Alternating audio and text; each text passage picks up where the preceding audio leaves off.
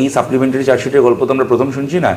এর আগে যখন এই এই চাকরি চুরির দুর্নীতি নিয়ে এত তদন্ত, এত কালীঘাটের কাকু অভিষেক ব্যানার্জির অফিসের মাধ্যমে চাকরি চুরির টাকা পাচার সব কিছুর পরে যখন চার্জশিটে খালি পার্থ চট্টোপাধ্যায় আর অর্পিতাকে দায়ী করে ভাইপোকে বাঁচিয়ে দেওয়া হয়েছিল, তখনও বিজেপির এই সমস্ত হাফ উকিল সেমি উকিলরা এটাই বলেছিল যে সাপ্লিমেন্টারি চার্জশিট এরপরে দিতে হবে। ওই একটা কথা শিখে রেখে দিয়েছে, সাপ্লিমেন্টারি চার্জশিট। কিন্তু সেই সাপ্লিমেন্টারি চার্জশিট আজ অব্দি এলো না। এবং ভাইপো যে মানে প্রায় তখন মনে হচ্ছিল যে বোধহয় আজ অ্যারেস্ট হলো কি কাল অ্যারেস্ট হলো ভাইপো এই চাকরির কেসে, কিন্তু সে ভাইপো এখন দিব্যি ঘুরে বেড়াচ্ছে।